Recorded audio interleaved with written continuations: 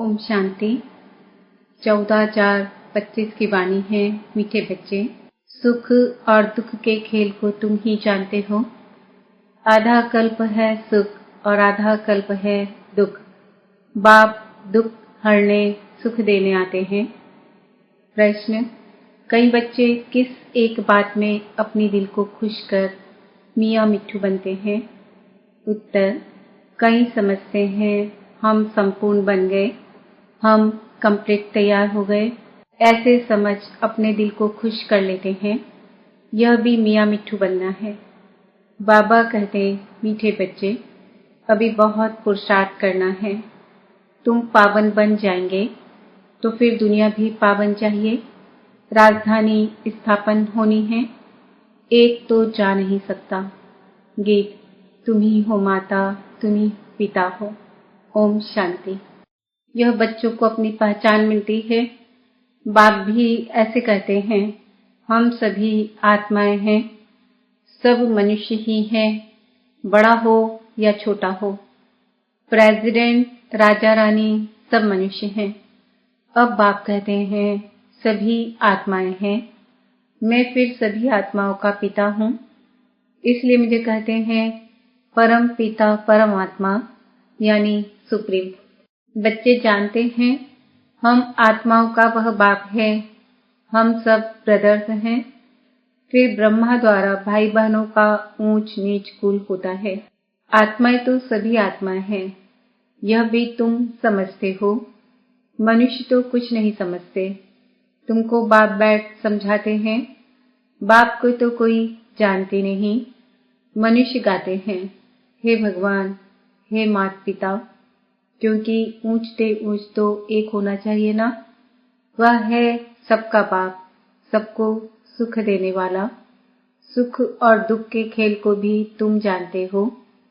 मनुष्य तो समझते हैं अभी अभी सुख है, अभी अभी दुख है। यह नहीं समझते आधा कल्प सुख आधा कल्प दुख है। सतो प्रधान सतो रजो तमो है ना। शांति धाम में हम आत्माएं हैं, तो वहाँ सब सच्चा सोना है। अलायंस में हो न सके। भल अपना अपना पाठ भरा हुआ है, परंतु आत्माएं सब पवित्र रहती है। अपवित्र आत्मा रह नहीं सकती। इस समय फिर कोई भी पवित्र आत्मा यहाँ हो न सके। तुम ब्राह्मण कुलभूषण भी पवित्र बन रहे हो। तुम अभी अपने को देवता नहीं कह सकते हो। वे हैं संपूर्ण निर्विकारी। तुमको थोड़े ही संपूर्ण निर्विकारी कहेंगे। भल कोई भी हो, सिवाय देवताओं के और किसको कह नहीं सकते। यह बातें भी तुम ही सुनते हो ज्ञान सागर के मुख से। यह भी जानते हो ज्ञान सागर एक ही बार आते हैं। मनुष्य तो पुनर्जन्म ले फिर आते हैं। कोई कोई ज्ञान सुनकर गए हैं, संस्कार ले गए हैं, तो फिर आते हैं, आकर सुनते हैं। समझो 6-8 वर्ष वाला होगा तो कोई कोई में अच्छी समझ भी आ जाती है। आत्मा तो वही है ना। सुनकर उनको अच्छा लगता है। आत्मा समझती है हमको फिर से बाप का वही ज्ञान मिल रहा है। अंदर में खुशी रहती है। औरों को भी सिखलाने लग पड़ते हैं, फुर्त हो जाते हैं। जैसे लड़ाई वाले वह संस्कार ले जाते हैं तो छोटेपन में ही उसी काम में खुशी से लग जाते हैं। अब तुमको तो पुरुषार्थ कर नई दुनिया का मालिक बनना है। तुम सबको समझा सकते हो। या तो नई दुनिया के मालिक बन सकते हो, या तो शांति धाम के मालिक बन सकते हो। शांति धाम तुम्हारा घर है, जहाँ से तुम यहाँ आए हो पाठ बजाने। यह भी कोई जानते नहीं, क्योंकि आत्मा का ही पता नहीं है। तुमको भी पहले यह थोड़े ही पता था कि हम निराकारी दुनिया से यहाँ आए हैं, हम बिंदी हैं। सन्यासी लोग भल कहते हैं भ्रकुटी के बीच आत्मा स्टार रहती है, फिर भी बुद्धि में बड़ा रूप आ जाता है। सालिग्राम कहने से बड़ा रूप समझ लेते हैं। आत्मा सालिग्राम है। यज्ञ रचते हैं तो उसमें भी सालिग्राम बड़े बड़े बनाते हैं। पूजा के समय सालिग्राम बड़ा रूप ही बुद्धि में रहता है। बाप कहते हैं यह सारा अज्ञान है। ज्ञान तो मैं ही सुनाता हूँ और कोई दुनिया भर में सुना न सके। यह कोई समझाते नहीं है कि आत्मा भी बिंदी है, परमात्मा भी बिंदी है। वह तो अखंड ज्योति स्वरूप ब्रह्म कह देते हैं। ब्रह्म को भगवान समझ लेते और फिर अपने को भगवान कह देते। कहते हैं हम पाठ बजाने के लिए छोटी आत्मा का रूप धरते हैं, फिर बड़ी ज्योति में लीन हो जाते हैं। लीन हो जाए फिर क्या, पाठ भी लीन हो जाए, कितना रॉन्ग हो जाता है। अभी बाप आकर सेकंड में जीवन मुक्ति देते हैं, फिर आधा कल्प बाद सीढ़ी उतरते जीवन बंध में आते हैं, फिर बाप आकर जीवन मुक्त बनाते हैं। इसलिए उनको सर्व का सद्गति दाता कहा जाता है। तो जो पतित पावन बाप है उनको ही याद करना है। उनकी याद से ही तुम पावन बनेंगे, नहीं तो बन नहीं सकते। ऊंचते ऊंच एक ही बाप है।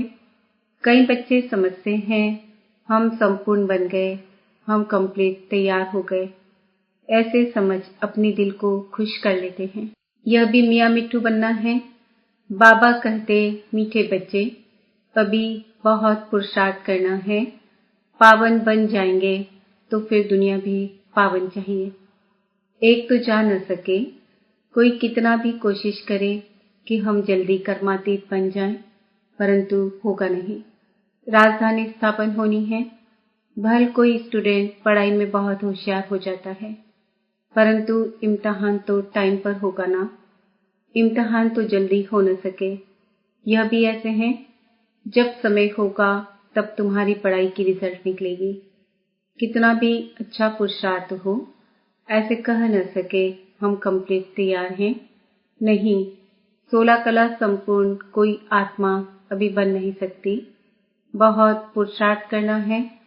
अपने दिल को सिर्फ खुश नहीं करना है कि हम संपूर्ण बन गए। नहीं, संपूर्ण बनना ही है अंत में। मियाँ मिट्ठू नहीं बनना है।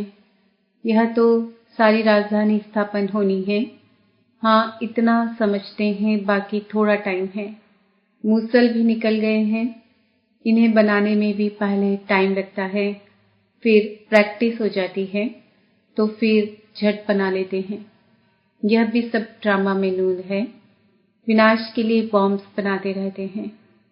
गीता में भी मूसल अक्षर है। शास्त्रों में फिर लिख दिया है पेट से लोहा निकला, फिर यह हुआ। यह सब झूठी बातें हैं ना। बाप आकर समझाते हैं। उनको ही मिसाइल्स कहा जाता है। अब इस विनाश के पहले हमको तमो प्रधान से सतो प्रधान बनना है। बच्चे जानते हैं हम आदि सनातन देवी देवता धर्म के थे, सच्चा सोना थे। भारत को सचखंड कहते हैं, अब झूठ खंड बन गया है। सोना भी सच्चा और झूठा होता है ना। अभी तुम बच्चे जान गए हो बाप की महिमा क्या है। वह मनुष्य सृष्टि का बीज रूप है, सत्य है, चैतन्य है।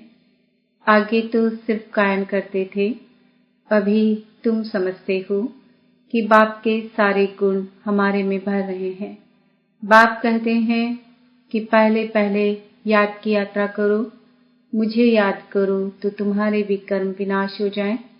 मेरा नाम ही है पतित पावन।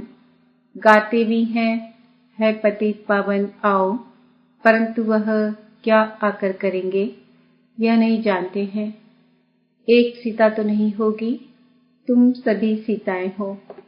बाप तुम बच्चों को बेहद में ले जाने के लिए बेहद की बातें सुनाते हैं। तुम बेहद की बुद्धि से जानते हो कि मेल और फीमेल सब सीताएं हैं, सब रावण की कैद में हैं। बाप आकर सबको रावण की कैद से निकालते हैं। रावण कोई मनुष्य नहीं है, यह समझाया जाता है। हर एक में 5 विकार हैं, इसलिए रावण राज्य कहा जाता है। नाम ही है विशेष वर्ल्ड, वह है वाइसलेस वर्ल्ड, दोनों अलग अलग नाम हैं। यह वैश्यालय और वह है शिवालय। निर्विकारी दुनिया के यह लक्ष्मी नारायण मालिक थे। इन्हों के आगे विकारी मनुष्य जाकर माथा टेकते हैं। विकारी राजाएं उन निर्विकारी राजाओं के आगे माथा टेकते हैं। यह भी तुम जानते हो। मनुष्यों को कल्प की आयु का ही पता नहीं, तो समझ कैसे सके कि रावण राज्य कब शुरू होता है। आधा आधा होना चाहिए ना। राम राज्य रावण राज्य कब से शुरू करें, मुझारा कर दिया है। अब बाप समझाते हैं, यह 5000 वर्ष का चक्र फिरता रहता है। अभी तुमको पता पड़ा है कि हम 84 का पाठ बजाते हैं, फिर हम जाते हैं घर। सत्युग त्रेता में भी पुनर्जन्म लेते हैं, वह है राम राज्य। फिर रावण राज्य में आना है। हार जीत का खेल है।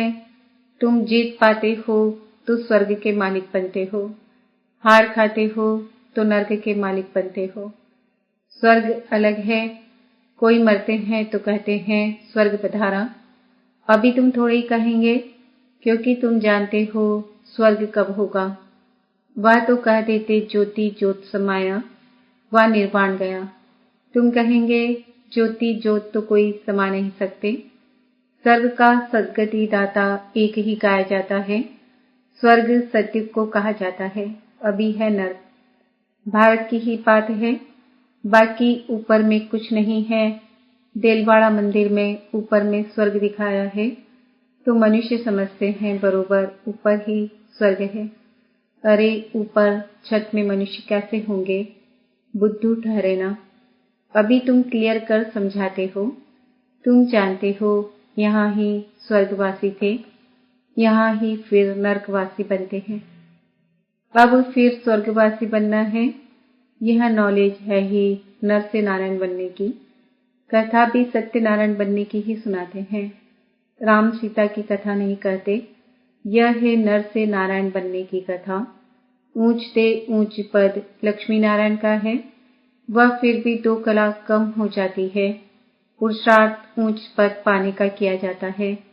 फिर अगर नहीं करते हैं तो जाकर चंद्रवंशी बनते हैं।